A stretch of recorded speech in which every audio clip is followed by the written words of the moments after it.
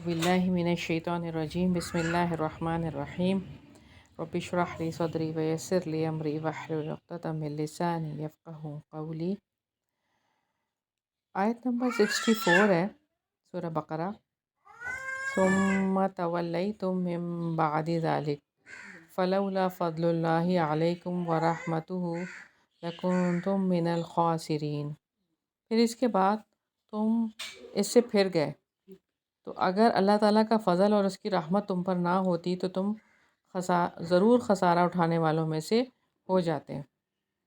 یعنی کہ اس کے بعد یعنی کہ معاہدہ تم نے کیا، ابھی معاہدہ کیا ہے، پہاڑ کو تمہارے سر کے اوپر رکھا تھا، تو اس پہ تم نے ایسے تم مضبوطی سے پکڑنے کے لیے کہا، تو تم نے وعدہ کیا کہ ہاں ایسا کریں گے اور جو کچھ اس میں ہے وہ یاد رکھیں گے اور سارا کچھ کریں گے، لیکن پھر کیا ہوا؟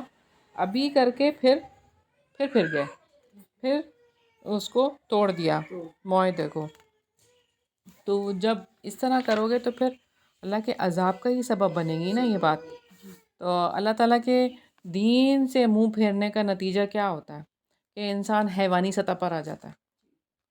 جب اللہ تعالیٰ کے دین سے نکل جائیں گے تو حیوان بن جائیں گے۔ کوئی پابند اگر نہیں رہے گا دین کا تو پھر اس کے پاس کوئی دوسرا دین تو ہوگا نہیں۔ اب دین سے نکل جائے گا تو کہاں جائے گا؟ دین تو اصل انسان کے لیے چیز ہے کہ وہ اس انداز سے زندگی گزارے، وہ اشرف المخلوقات ہے، لیکن وہ نہیں ہو کر رہے گا تو پھر کیا ہوگا؟ پھر وہ جانوروں کی سطح پر آ جائے گا، اور اس کے اندر انسانی ہمدردی ختم ہو جائے گی، وہ انسانوں کے حق مارے گا اور خون پسینے کی کمائی چوسے گا، دوسرے انسانوں کی قتل کرے گا، اور ایسی چیزیں، چوری، ڈاکہ، زنا کاری، یہ ساری چیزیں عام ہو جائیں گی۔ اور آج آپ دیکھ لیں دین سے دوری کا نتیجہ کیا ہے۔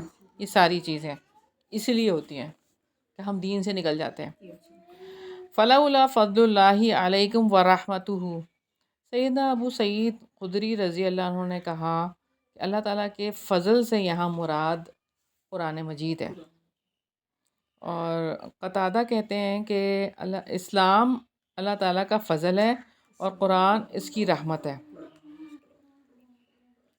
تو اگر اللہ تعالیٰ کا فضل نہ ہو اور وہ پھسل جانے پر معافی کی رحمت نہ ہوتی تو پھر کیا ہوتا؟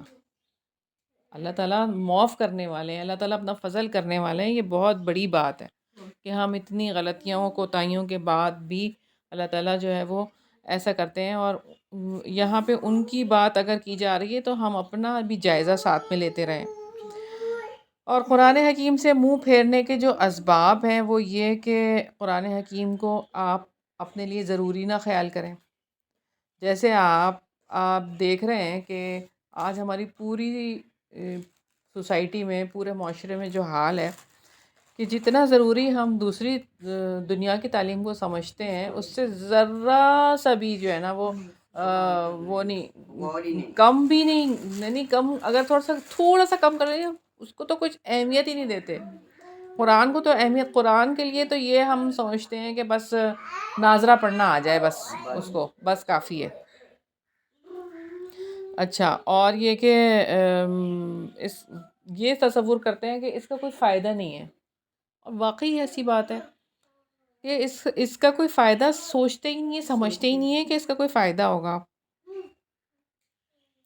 اور یہ محسوس کرتے ہیں کہ اس کو پڑھ لینے سے ہماری زندگی کے اندر کوئی ایسا معاملہ ہونے والا نہیں ہے جس سے ہمیں کوئی فائدہ نصیب ہو جائے، کچھ ایسا ہوگا نہیں۔ اگر ہوگا تو وہی دنیا کی تعلیم سے اور دنیا کی پڑھائی سے ہوگی ساری باتیں، اس پڑھائی کا تو کوئی فائدہ ہی نہیں ہے۔ ہاں جی، بالکل یہی بات ہے۔ اور یہ تو آپ دیکھیں، اگر قرآن ہم لیں گے تو ہماری دنیا سنورے گی، آخرت تو سنورے گی لیکن دنیا بھی سنورے گی۔ اس بات کو اپنے ذہن میں رکھنا چاہیے کہ دنیا بھی سنورے گی۔ آپ کے اندر جو سکون، جو قرار، جو ٹھہراؤ آئے گا، اور جو آپ کے سارے معاملات میں جو آپ کام کریں گے وہ قرآن پڑھے بغیر نہیں ہو سکتا۔ قرآن پڑھے بغیر اور قرآن کو سیکھے بغیر وہ کام نہیں ہو سکتا، وہ چیز نہیں آ سکتی۔ آگے اللہ تعالیٰ فرما رہے ہیں لَكُنْتُم تم من الخاسرین، تو تم ضرور خسارہ اٹھانے والوں میں سے ہو جاتے، یعنی کہ دنیا اور آخرت میں ہلاک ہو جاتے یا ہو جاؤ گے اگر ایسا نہیں ہوگا تو۔ سورہ زمر میں بھی اللہ تعالیٰ فرماتے ہیں کہ آپ کہہ دیں کہ یقیناً خسارہ اٹھانے والے تو وہ ہیں جنہوں نے اپنے آپ کو اور اپنے گھر والوں کو قیامت کے دن خسارے میں ڈال لیا۔ سن لو یہی کھلا خسارہ ہے، تو اپنے آپ کو اور اپنے گھر والوں کو بھی نہیں بتاتے، خود بھی نہیں لیتے، تو ظاہر ہے گھر والوں کو کیا بتائیں گے۔ اگلی آیت ہے آیت نمبر 65، وَلَقَدْ عَلِمْتُمُ الَّذِينَ اعْتَدَوْا مِنْكُمْ فِي السَّبْتِ فَقُلْنَا لَهُمْ كُونُوا قِرَدَةً خَاسِئِينَ، اور بلا شبہ تم جان چکے ہو کہ تم میں سے جو لوگ ہفتے کے دن میں حد سے گزر گئے تو ہم نے انہیں کہا کہ تم ذلیل ہونے والے بندر بن جاؤ۔ تو یہاں پر بنی اسرائیل کو وہ وقت یاد دلایا جا رہا ہے کہ تم نے احکامات کی نافرمانی کی، عہد کو توڑا، اس کی وجہ سے جو سزائیں تمہیں دی گئیں۔ اچھا، اب یہ بات ہے کہ ہر وقت ان کو یہ بات یاد دلائی جا رہی ہے بنی اسرائیل کو کہ دیکھو یہ وقت بھی یاد کرو، یہ وقت بھی یاد کرو جب یہ ہوا تھا، تاکہ آپ کو پتہ چلے کہ یہ سارے کام غلط ہوئے ہیں، تو ہو سکتا ہے کہ توبہ کر لیں یا دوبارہ صحیح ہو جائے۔ اللہ تعالیٰ یہاں پہ ہفتے کے دن کے حوالے سے بتا رہے ہیں کہ ہفتے کے دن کیا ہوتا تھا۔ ہفتے کا دن ان لوگوں کے لیے عبادت کا دن ہوتا تھا، اس دن پہ کوئی بھی دنیا کا کام ان کو کرنے سے منع کیا گیا تھا۔ جیسے کہ اللہ تعالیٰ نے سورہ اعراف میں اس کے بارے میں فرمایا ہے کہ اور آپ ان سے اس بستی کے بارے میں پوچھیں جو سمندر کے کنارے تھی، جب وہ ہفتے کے دن کے بارے میں حد سے تجاوز کرتے تھے، یعنی سب کے دن کے بارے میں، جبکہ ہفتے کے دن ان کی مچھلیاں سر اٹھائے ان کے پاس آ جاتی تھیں، اور جس دن ہفتہ نہ ہوتا وہ ان کے پاس نہیں آتی تھیں۔ ہم نے ایسے ہی ان کی آزمائش کی، اس وجہ سے جو وہ نافرمانی کرتے تھے۔ اور جب ان میں سے ایک گروہ نے کہا تم ایسے لوگوں کو کیوں نصیحت کرتے ہو جنہیں اللہ تعالیٰ ہلاک کرنے والا ہے یا ان کو عذاب دینے والا ہے، سخت عذاب، تو انہوں نے کہا تمہارے رب کے حضور معذرت کے لیے، اور شاید وہ اللہ تعالیٰ سے ڈر جائیں۔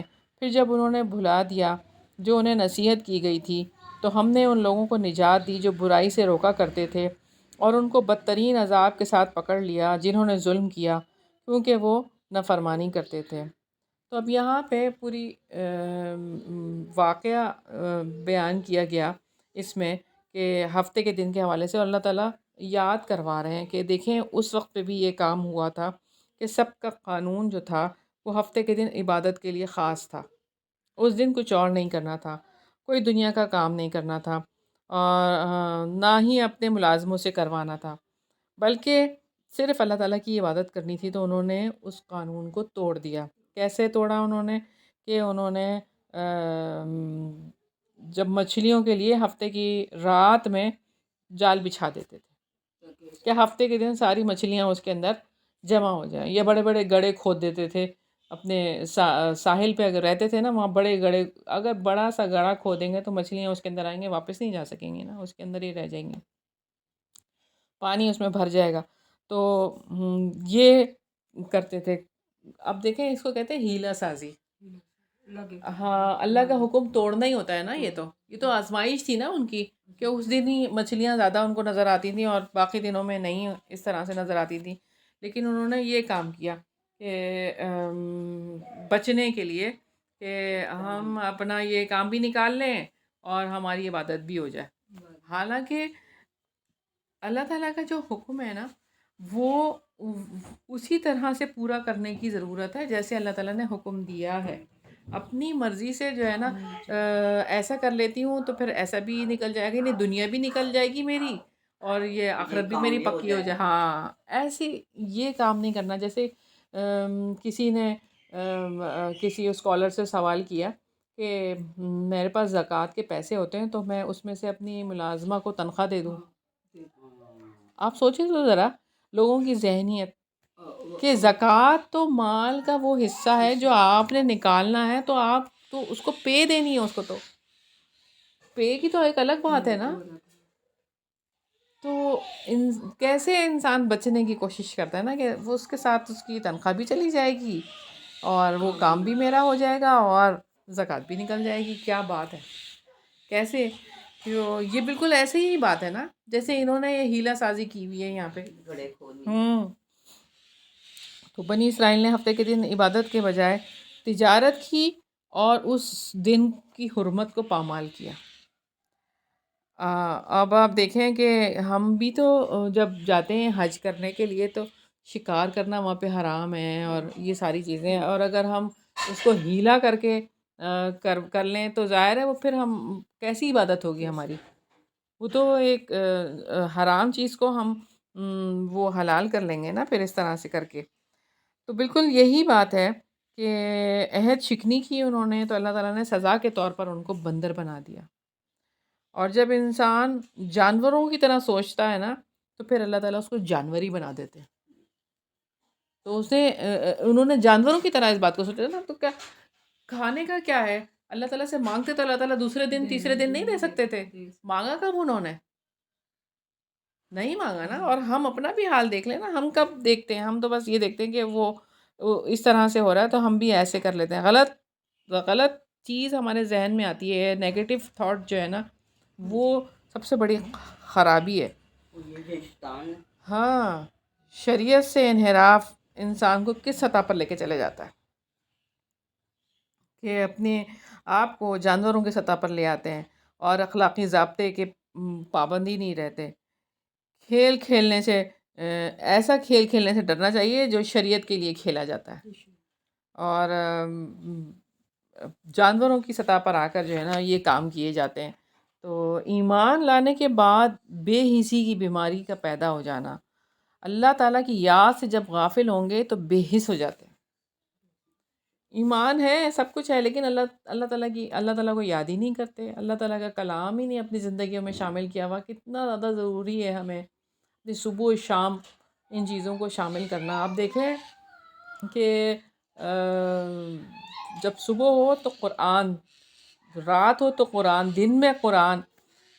تو یہ چیزیں اپنی زندگیوں میں کتنا زیادہ شامل کرنے کی ضرورت ہے. ہمیں بالکل بھی اندازہ نہیں ہے اس چیز کا. ہم کتنی اپنی باتیں کرتے ہیں، اپنی باتوں سے ہی زندگی.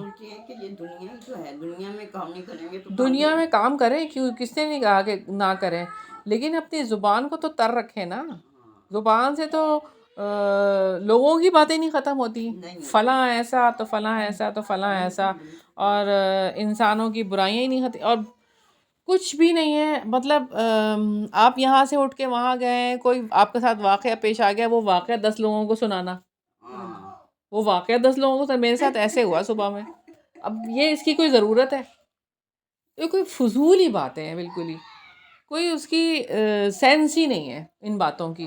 اگر آپ نے اس واقعے سے کچھ اپنے لیے کچھ لیا تھا، اس سے آپ کے ایمان تازہ ہوا تھا یا اللہ تعالیٰ کی طرف آپ زیادہ چلے گئے تھے تو وہ بتانا اور بات ہے.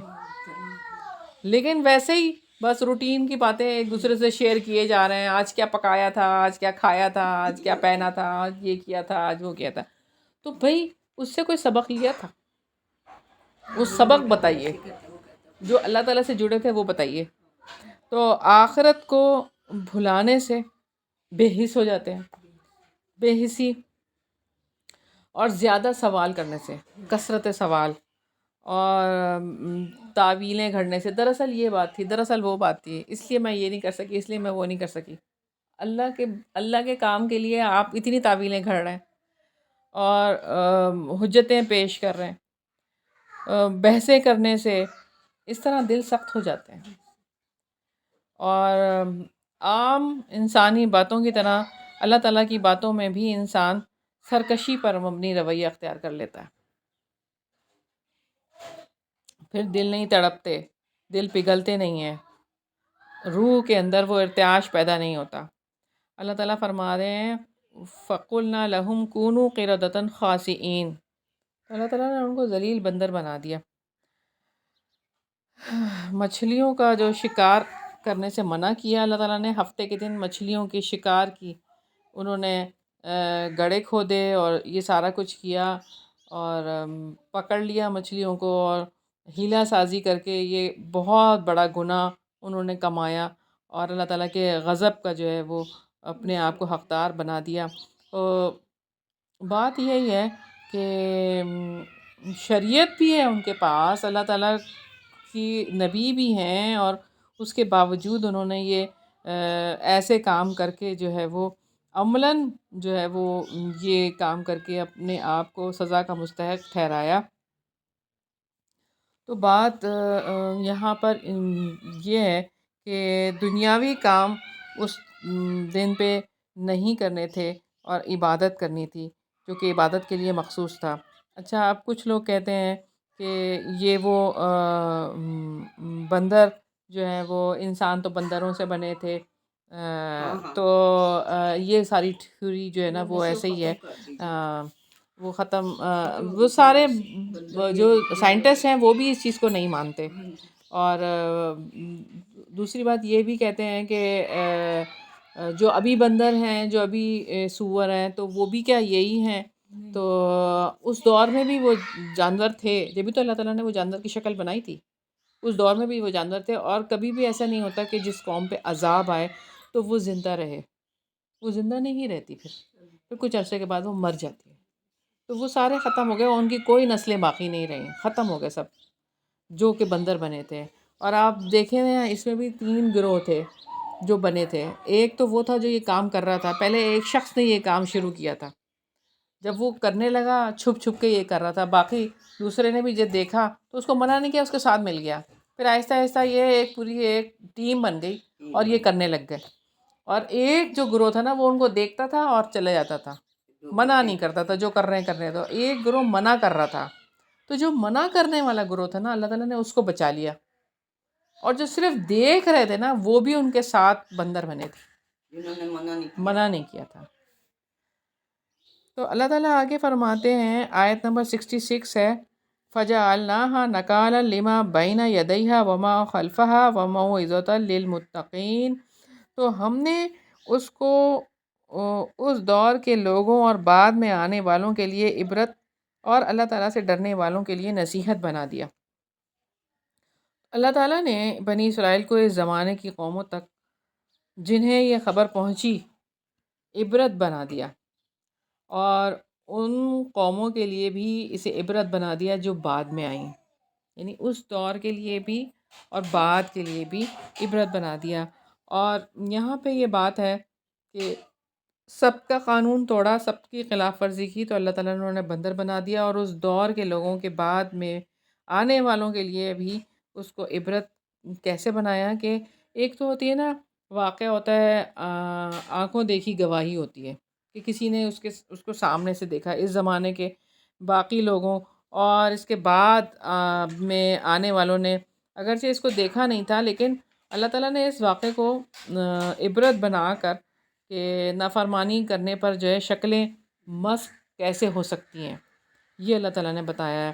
اور اصل اختیار جو ہے وہ اللہ تعالیٰ کا ہے، یہاں پہ یہ اللہ تعالیٰ بتا رہے ہیں، اور وہ جو چاہے کر سکتا ہے انسان، جو چاہے وہ نہیں کر سکتا، اسے اپنے کیے کی سزا ملے گی۔ اللہ تعالیٰ نے اس واقعے سے ان پر حجت قائم کر دی ہے تاکہ وہ گناہوں سے باز آ جائیں۔ اور یہاں پہ وَمَوْعِظَةً لِّلْمُتَّقِينَ کی بات اللہ تعالیٰ نے کی ہے۔ موعظہ کہتے ہیں، موعظہ واز کو کہتے ہیں۔ واز کیا ہے؟ ایسی نصیحت جو دل کو پگھلا دے، ایسی نصیحت۔ اور اللہ تعالیٰ نے اس واقعے کو سب کے لیے عبرت بنا دیا تاکہ وہ گناہوں سے باز آ جائیں۔ مگر نصیحت تو صرف متقیوں کے لیے ہوتی ہے، اور نصیحت سے فائدہ اٹھانے والے وہی لوگ ہوتے ہیں جو اس واقعے سے، نصیحت سے فائدہ اٹھائیں اپنے لیے، کہ ہم ان لوگوں نے ایسے کیا ہے، میں نے ایسے نہیں کرنا، میں نے ایسے کاموں سے بچنا ہے۔ اور اللہ تعالیٰ سے مدد مانگنی ہے، توفیق مانگنی ہے، پھر ہی ہم بچ سکتے ہیں. اور واقعات عام لوگوں کے لیے عبرت بنتے ہیں اور اللہ تعالیٰ سے ڈرنے والوں کے لیے وہ نصیحت بن جاتے ہیں.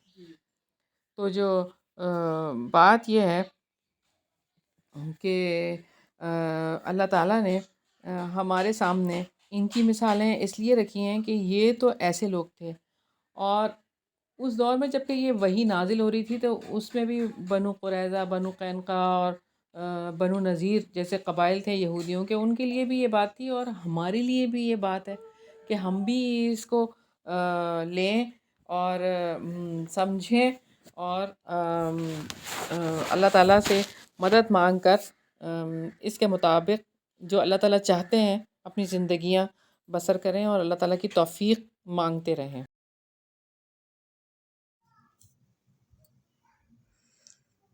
ثم توليتم من بعد ذلك فلولا فضل الله عليكم ورحمته لكنتم من الخاسرين. وَلَقَدْ عَلِمْتُمُ الَّذِينَ اعْتَدَوْا مِنكُمْ في السبت فقلنا لهم كونوا قردة خاسئين فجعلناها نكالا لما بين يديها وما خلفها وموعظة للمتقين.